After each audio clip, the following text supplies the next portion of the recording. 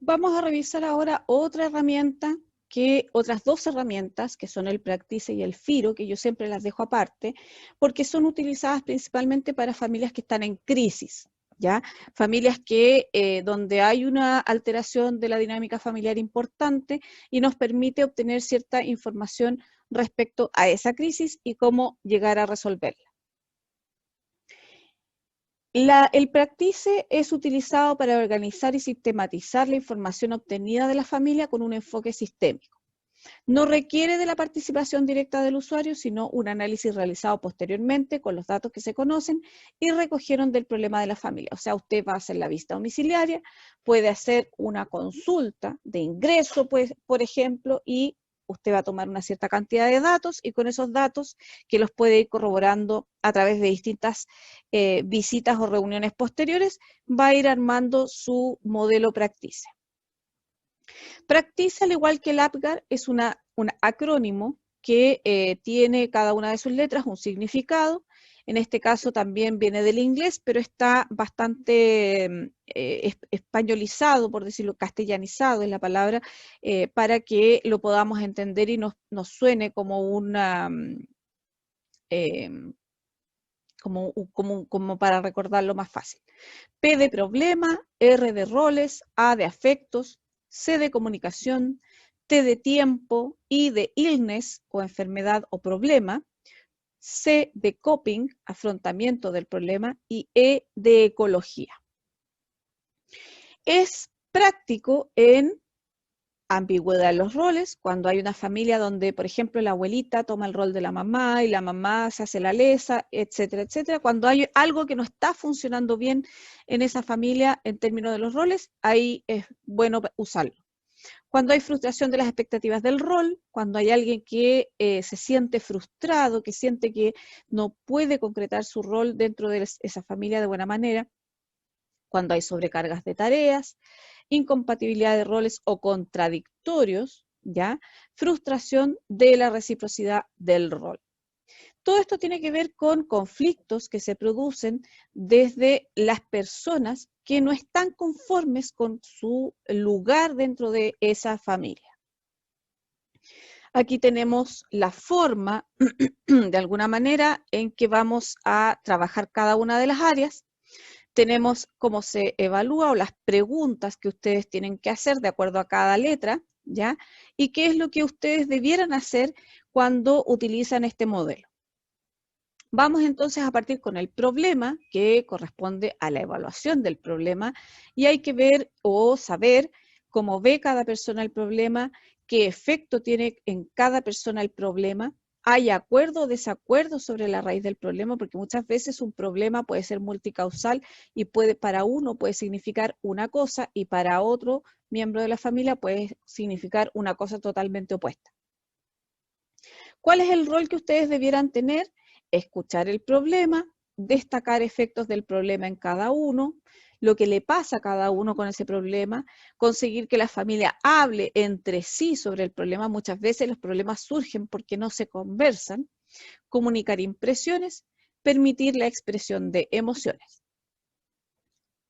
En relación a los roles, hay que preguntar quién pone las normas, cómo se han redistribuido los roles y o funciones, cuál es la estructura de poder, por supuesto que no con esas preguntas, ustedes lo van a ir, esta es la guía para ustedes, cuál es el rol del sistema de ayuda, y el rol que ustedes van a tomar en esta parte es ayudar a clarificar los roles. Muchas veces cuando uno se sienta a analizar una familia con la familia no tiene idea cómo funciona, ¿ya? O no son conscientes de los roles que tiene cada uno.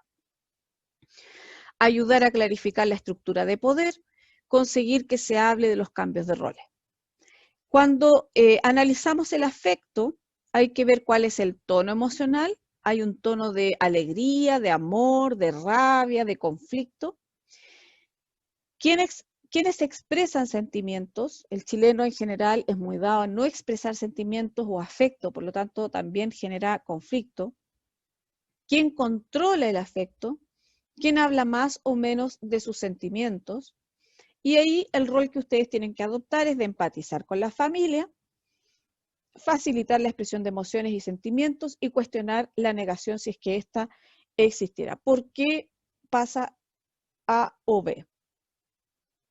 En relación a la comunicación, hay que consultar o indagar, ¿no es cierto?, respecto a quién habla, con quién y por quién es el conector de la familia, cuáles son los mensajes encubiertos, quién bloquea la comunicación, y ahí el rol que ustedes van a tomar va a ser de facilitar el afrontamiento de asuntos no resueltos, que eso es un poco lo que yo les decía, facilitar la emergencia de sentimientos positivos y negativos. Generalmente los problemas se resuelven cuando se dicen y se comunica lo que a uno le pasa con ese problema.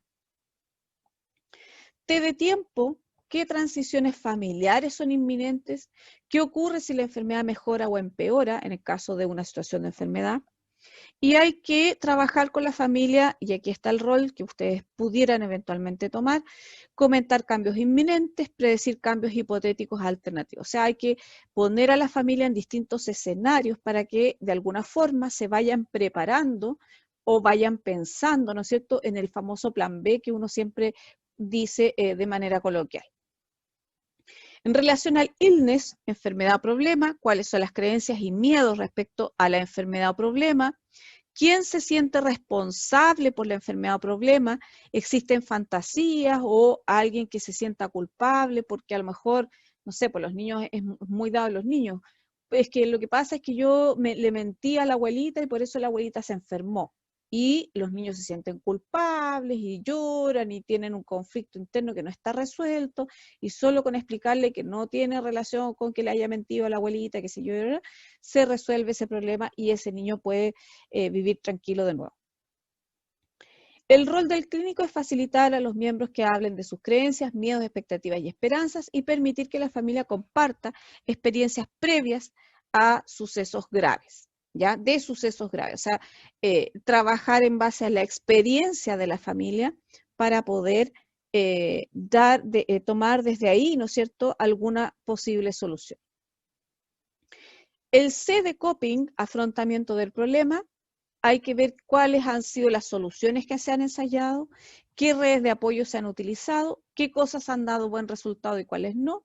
Y ahí lo que hay que hacer es ayudar a mirar sus mecanismos de enfrentamiento, apoyar el uso de recursos propios, reforzar los logros, evaluar los fracasos y apoyar, ¿no es cierto?, la búsqueda de ayuda fuera del sistema.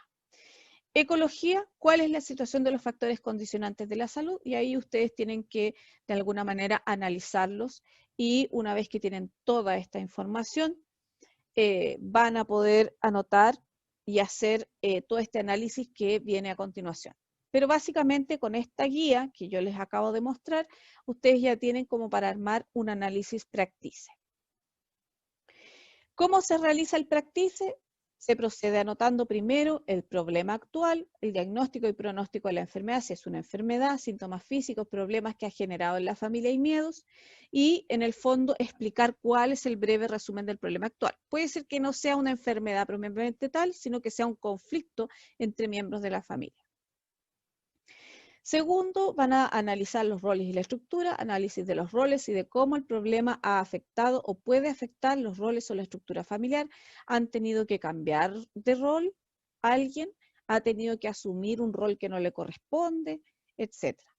En relación al afecto, hay que anotar o indagar, ¿no es cierto?, respecto a los afectos presentes y esperados del problema en esta familia.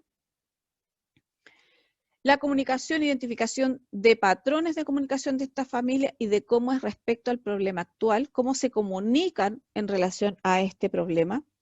Etapa del ciclo vital familiar, nuevamente los invito a usar el ciclo vital de Duval.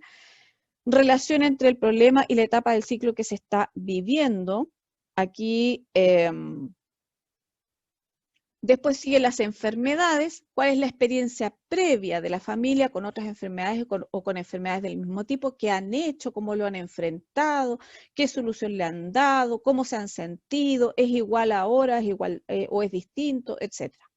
Enfrentando el estrés, tiene que ver con el enfrentamiento de crisis anteriores, recursos utilizados, flexibilidad y cohesión, que es más o menos lo mismo que ya les comenté. Y la ecología tiene que ver con la red de apoyo que posee la familia cultural, social, religiosa, económica, educacional, médica o de salud. Y así lo que ustedes hacen con estos 8 elementos y con la guía que yo les planteé ahí, básicamente es más fácil hacerlo con el cuadrado, ¿ya? Usted pone el problema, ¿no es cierto? Acá hace un breve análisis del problema y pone lo que usted va a ir haciendo en cada etapa de este proceso. Vamos con el FIRO. El FIRO prácticamente se usa muy poco, ¿ya? Como enfermero, por ejemplo, yo en mi experiencia en atención primaria no me ha tocado, gracias a Dios, tener que usarlo, ¿ya? Pero básicamente el FIRO propone estudiar la interacción familiar en las dimensiones de inclusión, control e intimidad que pueden ser afectados en crisis vitales o situaciones de crisis. Nuevamente nos vemos enfrentados a una herramienta que se utiliza principalmente en familias con alguna alteración específica como una crisis vital o situación de crisis normativa o no normativa. Además, permite revelar la secuencia de los cambios que sufre la familia frente a una crisis mayor, en las que generalmente se afecta primero la inclusión, luego el control y finalmente la intimidad, recomendándose que sean trabajados en ese mismo orden durante el manejo de la crisis. Este instrumento, el FIRO, se inserta dentro de otra técnica que es la intervención en crisis, que para mi gusto es un tema mayúsculo, no es simple, no es fácil, hay que saber hacerlo, pero es importante que lo conozcan y es importante que tengan la herramienta para que en algún minuto, si se tienen que enfrentar a esta situación, sepan por dónde va un poco la cosa, a lo mejor no siendo expertos, pero sí van a tener alguna idea. Por lo tanto, frente al problema en cierta familia, el profesional se va a preguntar acerca de estas 3 dimensiones y las va a analizar sobre las bases de los criterios que siguen. Primero es la inclusión, después el control y por último la intimidad. Veamos los criterios. La inclusión se refiere a la interacción relacionada con la unión familiar y con la organización. Tiene 3 subcategorías: la estructura, ¿no es cierto?, que son patrones repetitivos que se hacen rutinarios, roles y límites; la unión, el compromiso y sentido de pertenencia; la identidad, que está compartida, ¿no es cierto?, y tiene relación con valores y rituales familiares. El control habla exclusivamente del ejercicio del poder, que puede ser dominante, reactivo o colaborativo. Ahí las estructuras de poder están bastante bien explicadas en un documento del MinSal de valoración familiar. La intimidad implica compartir emociones y sentimientos. Vamos a tener entonces una matriz que se hace expresado, deseado, ¿ya? Inclusión, control, afecto. Y aquí van a tener involucramiento, la influencia, la conectividad, ¿no es cierto? Y se tiene que establecer, ¿no es cierto?, algunas evidencias de la inclusión o el involucramiento, ¿no es cierto?, si está expresado y qué es lo que quiere la persona. Esto se va haciendo en conjunto con la persona con la que se está trabajando. Por lo tanto, cada uno de estas celdas se va a llenar expresando, ¿no es cierto?, lo que la persona siente y lo que la persona quiere, ¿ya?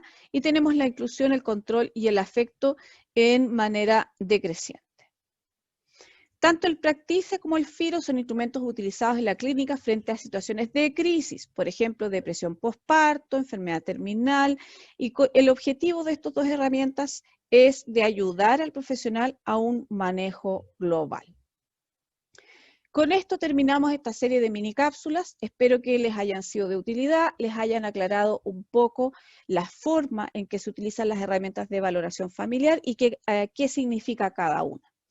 Nos vemos probablemente en un siguiente video y los dejo hasta aquí para que puedan seguir con las actividades que están planificadas para sus talleres.